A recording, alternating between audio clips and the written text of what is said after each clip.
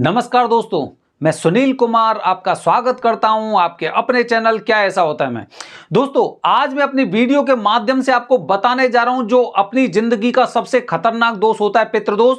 इसके लक्षण क्या होते हैं, क्योंकि काफी गुरुजी तो आपको अपने आसपास भी बता देंगे कि आपकी कुंडली में पितृदोष है कि नहीं है, लेकिन जब आप त्र्यंबकेश्वर जाते हैं, त्र्यंबकेश्वर मतलब एक सर्वोत्तम स्थान जहां पर पितृदोष, काल सर्प दोष और त्रिपिंडी श्राद्ध के लिए देश से नहीं बल्कि बाहर के लोग भी आते हैं। ठीक है, तो दोस्तों आखिरकार हमें पता कैसे चलेगा कि पितृदोष है कि नहीं है। सबसे पहले गुरुजी हमारे जो वरदानी पंडित जी हैं त्र्यंबकेश्वर के, वो हमें बताते हैं कि पितृदोष की पूजा हर पुरुष को करनी चाहिए। मैं भी अपने वीडियो के माध्यम से आप लोगों को हमेशा यही बताता हूं कि पितृदोष की पूजा हर इंसान को करनी चाहिए। ठीक है, लेकिन ये जानकारी पूरे देश में नहीं है, ये जानकारी सभी लोगों तक नहीं है, ये जानकारी जिनको ये जानना चाहिए उनके पास नहीं है कि पितृदोष की पूजा उन्हें करनी चाहिए। वो तो अपने आसपास के पंडित जी के पास जाते हैं, पंडित जी ने बोल दिया पितृदोष है तो पूजा कराने का सोचते हैं, और अगर नहीं है तो नहीं सोचते। और अगर पूजा करने के लिए भी सोचेंगे तो ज्यादा से ज्यादा पूरे हिंदुस्तान में ज्यादा से ज्यादा 5% लोग ऐसे हैं जो बताया जाता है ना, मतलब जो उसके लिए एक महत्वपूर्ण स्थान, सर्वोच्च स्थान, मतलब जो जिस स्थान पर यह कार्य होता है उस स्थान पर पहुंचते हैं। अन्यथा सभी लोग अपने घर पर, अपने घर के आसपास, या फिर जो पंडित जी बताते थे उनके अनुसार वो पितृदोष की पूजा कर लेते हैं। और उसके पश्चात जब उनकी परेशानियां खत्म होने का नाम नहीं लेती, तब वो बताते हैं कि पितृदोष की पूजा तो हम वहां पे कर चुके हैं, पितृदोष की पूजा तो हम वहां पे कर चुके हैं। तो दोस्तों खैर, ये अपनी इच्छा भी है, और जब तक लोगों को इस चीज के बारे में ज्ञान प्राप्त नहीं होता तब तक इंसान तो भटकने वाला ही है। जैसे कि भगवान को जगह जगह हम ढूंढने का प्रयास कर रहे हैं, पाने का प्रयास कर रहे हैं, लेकिन अपने आसपास, दोस्तों मैं आपको बताऊं, मैंने अपने पास में ही एक पानी की हौदी बनवाई है। हौदी मतलब जहां से जानवर उसमें से पानी पी सकें। जब भी मैं यहां से कहीं पे जाता हूं और आकर जब मैं उस हौदी की हालत देखता हूं ना, मैंने वो जिस तरह से बनवाई है कि एक तरफ पानी पीने का जानवरों के लिए, दूसरी तरफ खाना खाने का।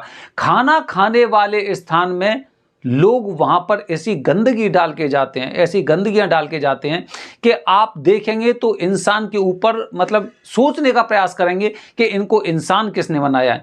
पानी गंदा हो जाता है। मैं डेली प्रयास करता हूं उनको पानी का इंतजाम करने की। काफी बार नल आते हैं, काफी बार पानी आता है, काफी बार नहीं आ पाता, लेकिन देखता हूं पानी अक्सर गंदा हो जाता है। लोग उसमें पता नहीं जाने क्या क्या कलर डाल के जाते हैं। लेकिन ना, इंसान आजकल वाकई में इंसान जो कष्ट पा रहा है ना, बहुत सही पा रहा है, क्योंकि उसके कार्य ऐसे है ही नहीं है, मनुष्य जैसे कार्य नहीं है, मनुष्य जैसा कर्म है ही नहीं ऐसे लोगों का।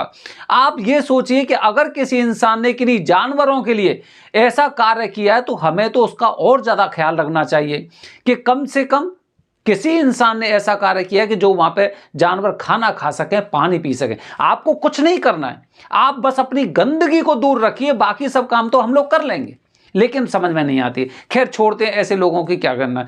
ठीक है, अच्छा तो दोस्तों आज मैं अपने वीडियो के माध्यम से आपको बताने का प्रयास कर रहा हूं कि पितृदोष के लक्षण कौन से होते हैं। सबसे पहला पितृदोष का लक्षण होता है दोस्तों, अगर आपके घर में, आपके घर के आसपास, छत पर, दीवारों पर, या आपकी जो नाली है, नाली के आसपास अगर पीपल का पेड़ आपको बार बार उगता दिखाई देता है तो आप मान सकते हैं कि आपके घर में पितृदोष है। समझ गए। दूसरी महत्वपूर्ण बात बता रहा हूं दोस्तों, जब हमारा परिवार आपस में बिखरने लगे, बंटवारे की आवाजें आने लगे, ठीक है, भाई भाई का विरोध करने लगे, ठीक है, जिस घर में, जिस परिवार में एक छोटा भाई अपने भाई की, बड़े भाई की इज्जत ना करता हो, अपने माता पिता का सम्मान ना करता हो, तो निश्चित रूप से आप मान सकते हैं कि उसके घर में पितृदोष है। ठीक है, अच्छा तीसरी महत्वपूर्ण जानकारी दे रहा हूं दोस्तों, अगर किसी के घर परिवार में ऐसी स्थिति आती है कि समय से पहले अकाल मृत्यु हो रही है, धीरे धीरे करके वो परिवार पूरी तरह से समाप्त होने के कगार पर है, पता चला 4 भाइयों में से 3 भाई मृत्यु का शिकार हो चुके हैं, अचानक मृत्यु या दुर्घटनावश उनकी मृत्यु हो चुकी है, और एक भाई बचा हुआ है जिसके अंदर ऐसा डर भरा हुआ है कि हो सकता है इन 3 के बाद अब मेरा नंबर आने वाला है। समझ रहे हैं? तो अगर आपके घर परिवार में इस तरह की कुछ वारदातें हो रही हैं, आकस्मिक दुर्घटनाएं हो रही हैं, आकस्मिक मृत्यु हो रही हैं, तो निश्चित रूप से आपको समझ लेना चाहिए कि आपके परिवार में पितृदोष है। ठीक है, अगला सुनिए दोस्तों कि जब हमारा वंश आगे नहीं बढ़ता है, हम प्रयास करते हैं, मतलब वंश कैसे बढ़ेगा, जैसे कि हमारे बच्चों की शादी नहीं हो पा रही है, वंश जब शादी नहीं हो रही तो वंश कैसे बढ़ेगा। अब दोस्तों शादी में इतनी रुकावटें आ रही हैं, और ये मान लो कि स्थिति वही की वही, बच्चे करीब 35 साल के 40 साल के हो चुके हैं, उसके पश्चात भी अगर उनकी शादी नहीं हो रही तो मतलब आप समझ सकते हैं कि आपके परिवार में पितृदोष है। अगर शादी हो गई और शादी होने के बाद पता चलता है कि भाई बच्चे पैदा नहीं हो रहे, तो बच्चे पैदा नहीं हो रहे तो आप मान सकते हैं कि आपके घर में पितृदोष है। दोस्तों अगर बच्चे भी पैदा हो रहे हैं लेकिन केवल लड़कियां पैदा हुई हैं, बेटा कोई आपके परिवार में पैदा नहीं हुआ है, तो आप मान सकते हैं कि पितृदोष है। क्योंकि शास्त्रों के अनुसार बताया गया है कि जो बेटा होता है वो कुल का दीपक होता है, और वो अपने पिता के लिए, अपने खानदान के लिए एक ऐसा होता है जो अपने पिताओं का कार्य कर सके, पितृ कर्म कर सके। क्योंकि जिस परिवार में अगर पुत्र नहीं होगा उस परिवार के पितृ कार्य किस तरह से होंगे।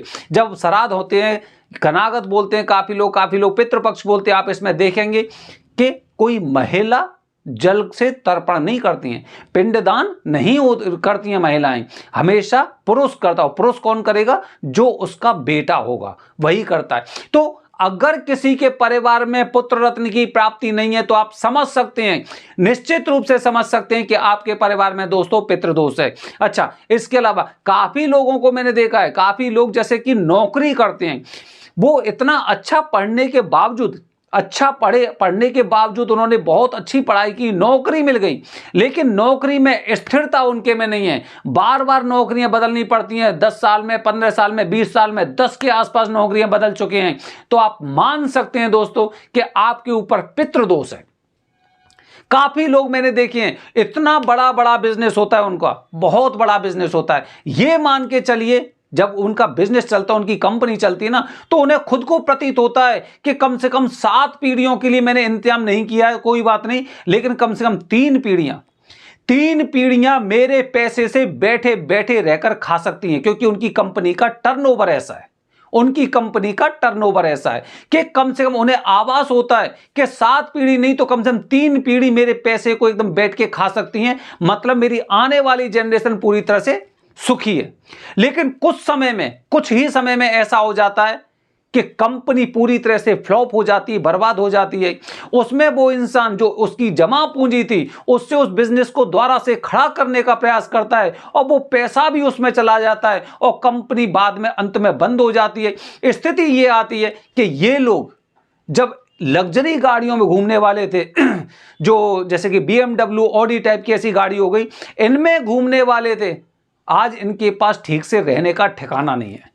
इनका घर बिक चुका है, इनकी दुकान बिक चुकी है, इनकी जो जमीन थी, जो खेत था, वो सारी की सारी एकदम गिरवी रखी हुई हैं। तो आप मान सकते हैं दोस्तों पितृदोष है। जब आपके परिवार में, अच्छा ये तो हो गए पितृदोष के कारण। दोस्तों कुछ वजह ऐसी भी होती हैं जब आपके घर में पितृदोष जन्म ले लेता है। काफी बार ऐसा होता है कि हम अपने बच्चे की शादी करते हैं, शादी करने के पश्चात एक ऐसी लड़की आपके जीवन में आती है, आपके परिवार में आती है, जिसकी वजह से पूरा खानदान तहस नहस हो जाता है, पूरा परिवार तहस नहस हो जाता है। अगर उस परिवार में 4 या 5 भाई हैं, और जैसे ही उस बड़े भाई के बेटे की बहू आई और उसके बाद पता चला कि पूरे घर में 5 दीवारें खिंच चुकी हैं, कोई किसी के घर आ जा नहीं रहा है, ये एक पितृदोष है।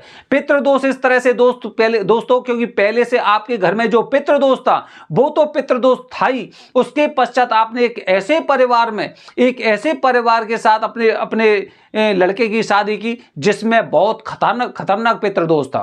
तो दोस्तों इस तरह से ये पितृदोष के लक्षण होते हैं। और सबसे अंत में मैं पितृदोष का लक्षण बता रहा हूं दोस्तों, जो इंसान अपने घर में, अपने पूजा घर में अगर आपने अपने माता पिता की, अपने पूर्वजों की, किसी फकीर की, किसी साईं की शिरडी या फिर कोई और अन्य धर्म का इंसान हो, ये ठीक है, या फकीर हो, कोई भी हो, अगर आपने उसकी मूर्तियां, तस्वीर अगर लगा रखी हैं तो निश्चित रूप से आपके घर में पितृदोष है।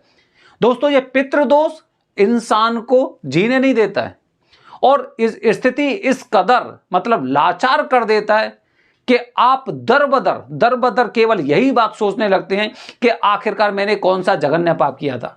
दोस्तों, ध्यान रखना, हम 35 साल की उम्र तक केवल अपनी ताकत पर विश्वास करते हैं। ठीक है, हमें ज्योतिषी से कोई लेना देना नहीं होता है, पंडित जी से कोई लेना देना नहीं होता है। ठीक है, हम इन चीजों पे विश्वास ही नहीं करते, यहां तक कि हम मंदिर तक नहीं जाते, हम एक लोटा जल तक नहीं चढ़ाते। अगर कोई पूछता है कि भाई व्रत रहते हो, हाँ मैं तो एक क्या बोलते हैं वो महाशिवरात्रि का, जन्माष्टमी का व्रत रहता हूं, ज्यादा नहीं करता, भगवान इसी में खुश रहते हैं, इस तरह की वो लोग बातें करते हैं। लेकिन ध्यान रखना दोस्तों, 35 साल के बाद 40 साल तक जो पीरियड है ना 5 साल का, इसमें ना जो आपके इरादे थे 35 साल तक, वो सारे के सारे तो धूमिल होने वाले हैं, 100% होने वाले हैं।